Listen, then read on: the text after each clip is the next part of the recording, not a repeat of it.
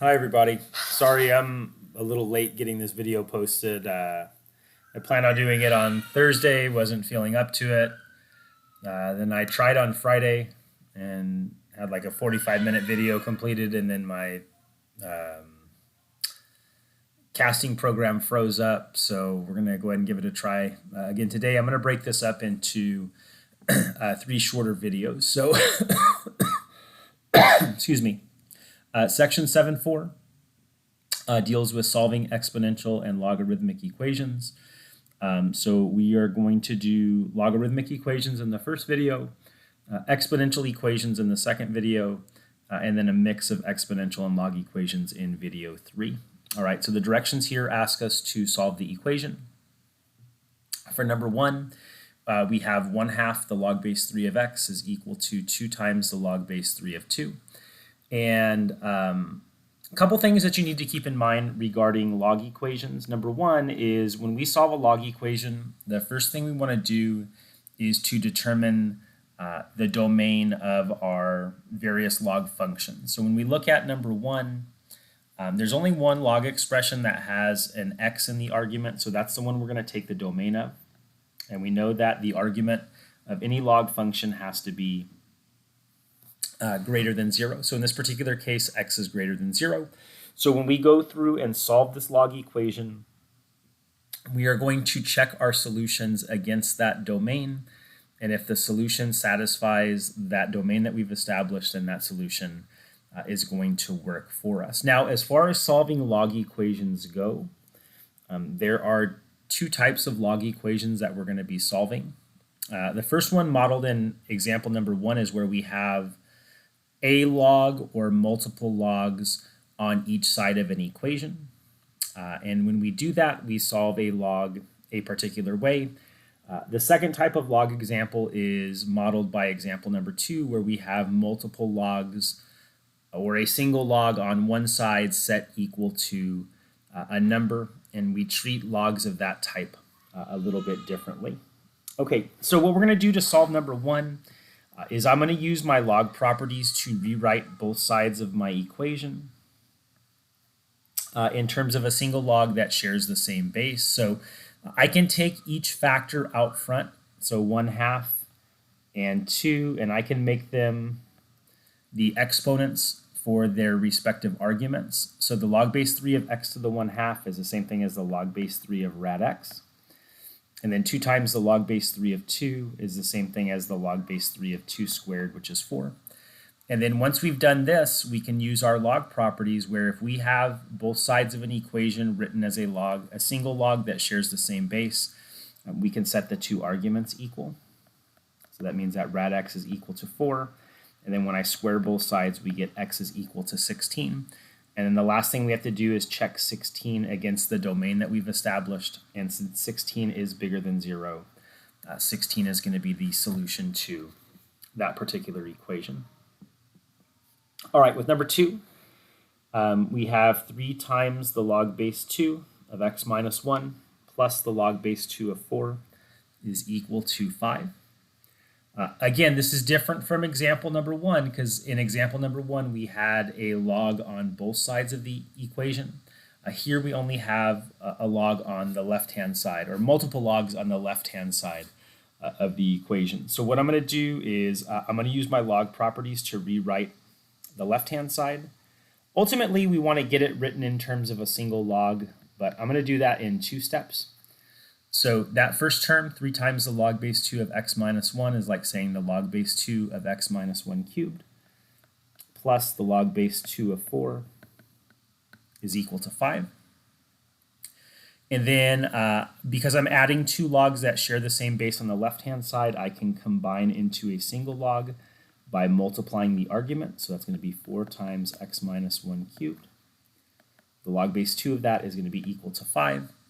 And then once we have the left-hand side written in terms of a single log, what we can do is rewrite this log in exponential form. So that is like saying 2 to the 5th power is equal to 4 times x minus 1 cubed. Oh, and I realize I forgot in my first step, I have to take the domain of my log equation. So this argument here x minus 1 we know has to be greater than 0. So that means that x needs to be greater than 1. Okay, really important anytime you're solving a log equation that you do that as your first step. Okay, so the right-hand side, 2 to the 5th power is 32. And that's equal to 4 times x minus 1 cubed. We can divide by 4. So we get x minus 1 cubed equal to 8. Can then take the cube root of both sides, which means x minus 1 is equal to 2.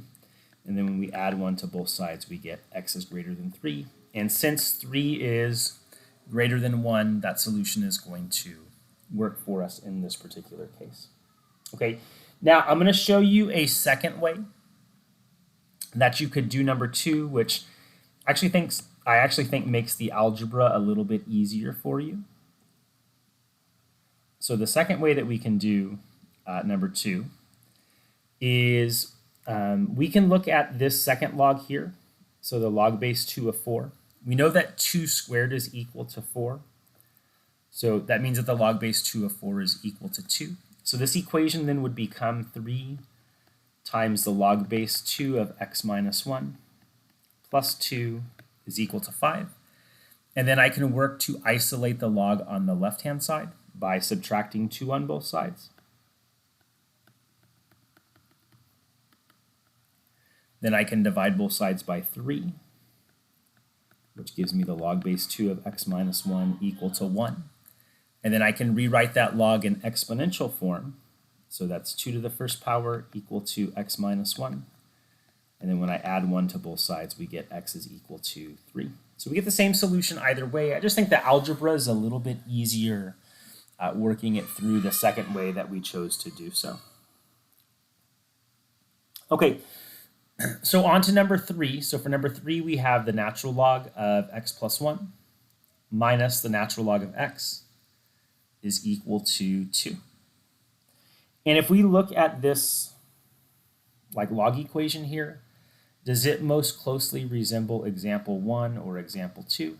It most closely resembles example 2 because we have 2 logs on the left-hand side set equal to a number. So my goal with this, after I take the domain to start with, okay, so we have 2 domains that we have to worry about here.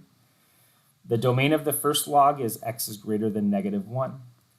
The domain of the second is x is greater than 0. So when we decide on what domain we're going to pick, we want to pick the more restrictive of the 2 domains, which is x is greater than 0. So once we've checked the domain here, our goal is to get the left-hand side written in terms of a single log, and then we want to rewrite that log in exponential form. So if I'm subtracting 2 logs that share the same base, I can combine into a single log by dividing their arguments. And then now that I have the left-hand side written in terms of a single log, I can rewrite this log in exponential form. So natural log is log base e. So the base of our exponent is e. The power is 2, and that's equal to the argument x plus 1 divided by x. And then if I want to solve this equation here for x, I can go ahead and multiply x on both sides. And then subtract x on both sides to move all the terms with x to one side of the equation. I can then factor an x out of the right-hand side. And then I can isolate x by dividing. So we get x equal to 1 over e squared minus 1. And then the only thing I have to do now is check, hey, is this solution greater than 0? Well, we know e squared is like 2.7. So when I square that, that is definitely a number that's bigger than 1. So my denominator is going to be positive, and 1 over a positive number is going to be positive as well.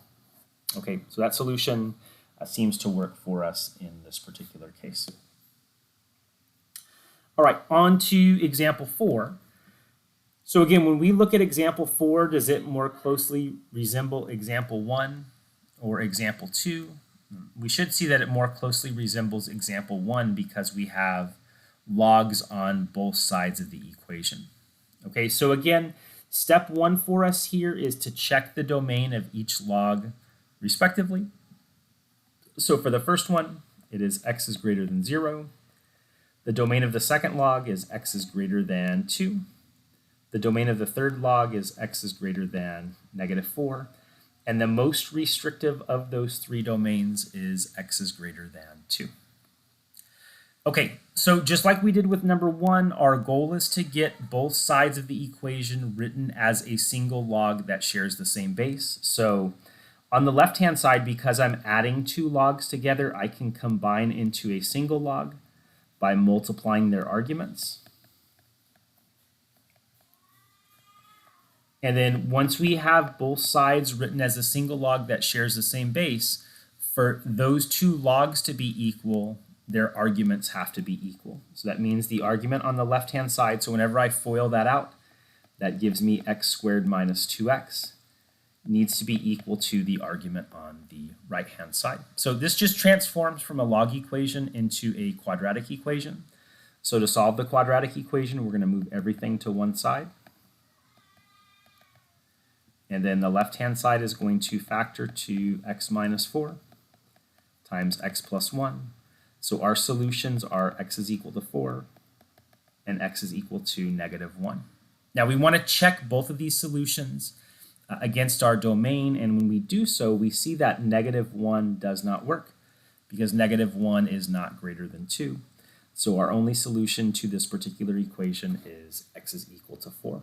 Okay, guarantee you guys when you take your test, like I'm going to put at least one question on where if you're not checking your domain at the start, you're not going to wind up getting that problem entirely correct. Okay, so you have to, when solving a log equation, check the domain to start unless you have something like we do in number 5. Okay, so for number 5, again, we have a log equation. Here we have the log base 3 of the log base 3 of 2x is equal to -2. So we do have a log equation.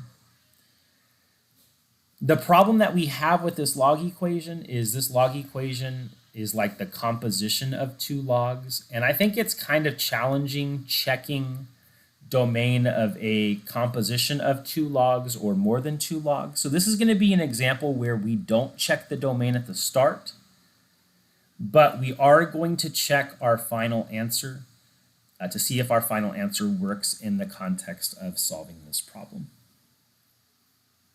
Okay, so with this one here, when you have the composition of two log functions or more than two log functions, how we want to think about proceeding here is we want to kind of like peel away this composition like one function at a time. So if I want to peel away the outer function in the composition, then this log base 3, I can rewrite in exponential form.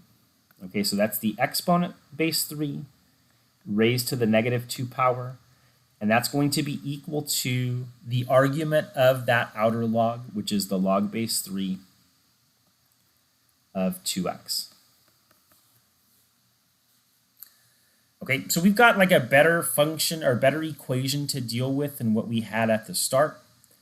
We still don't have something that we can solve just yet. So I can rewrite the right-hand side here, 3 to the -2 power as 1/9. And then we can take this log equation and rewrite it in exponential form as well. So this is going to become 3 raised to the 1/9 power is equal to the argument, which is 2x. And if I want to isolate x, we get 3 raised to the 1/9 power divided by 2. Okay, so the last thing I want to do, because we didn't check domain at the start, I have to check to see if this solution works in the context of the original problem. Okay, so what I'm going to do is I'm going to take this here and plug it into our original equation in the place of x. So when I do that, the factors of 2 cancel. So this winds up becoming like the log base 3 of the log base 3 of whenever I plug that expression in for x and cancel the factors of 2, that's going to make 3 raised to the 1/9 power. And we know the log base 3 of 3 to the 1/9 power using, I can't remember if it's property 3 or property 4. That's going to wind up becoming 1/9. So does the log base 3 of this here, which is 1/9, equal -2? Yep, because 3 to the -2 power is equal to 1/9. Okay, so that solution there is legitimate for us. Okay, so last example we're going to do on this first video is a test question I've given on an honors pre-calc test in the past. So it's the same idea that we did in problem number 5. It's just the problem is a little bit more complicated. So here we have the log base 2 of the log base 3 of the log base 4 of the quantity 3 times 5 raised to the 4x minus 10 power minus 11 is equal to 0. Okay, so I want you guys to pause the video, try to give this one an attempt on your own, and then when you're done, you can check it against how I went through and solved. Okay, so just like we did in the previous example, here we've got the composition of 3 logs as opposed to the composition of 2. But we're just going to peel away the outer log like one step at a time. So when we rewrite that outer log in exponential form, log base 2 is equivalent to the exponent base 2. The power is 0, and we're going to set that equal to the resulting argument. So what's left over is going to be the log base 3 of the log base 4 of 3 times 5 to the 4x minus 10 power minus 11. And because I don't want to write this out again, I'm just going to rewrite 2 to the 0 power. 2 to the 0 power is going to be equal to 1. Okay, so we're going to peel away the next outermost layer. Okay, so log base 3 is equivalent to the exponent base 3. The power is 1, and then we're going to set that equal to the argument, which is this. So that's the log base 4 of 3 times 5 to the 4x minus 10 power minus 11. 3 to the first power is equal to 3. Okay, we're going to do it one more time, rewriting that single log in exponential form. So that's 4 cubed equal to 3 times 5 to the 4x minus 10 power minus 11. 4 cubed is 64.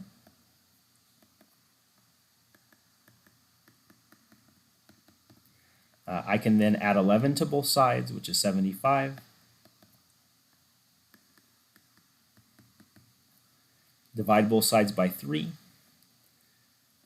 So that's 5 to the 4x minus 10 power. When I divide both sides by 3, that's 25, which is 5 squared. And then I can use my rule for solving exponential equations. So if I can rewrite both sides as an exponent that shares the same base, for those two quantities to be equal, their powers have to be equal. So 4x minus 10 needs to be equal to 2, which means 4x is 12 and x is 3. Okay, so we're not done yet. We actually have to check, because we didn't check domain at the start because we have a composite function. We actually have to check to see if this is going to work out for us. So when I plug 3 in the place of x in that logarithm, that's 5 to the 12 minus 10 power, which is 5 squared. So that's 25. 3 times 25 is 75, minus 11 is 64. So that's going to wind up making the log base 2 of the log base 3 of the log base 4 of 64. Well, the log base 4 of 64, if we want to find like the exact value of that, 4 raised to what power is 64? 4 to the third power is 64. So the log base 4 of 64 is 3. So this is asking us to find like the log base 2 of the log base 3 of 3. The log base 3 of 3 is 1. So this winds up becoming the log base 2 of 1, and the log base 2 of 1 does in fact equal 0.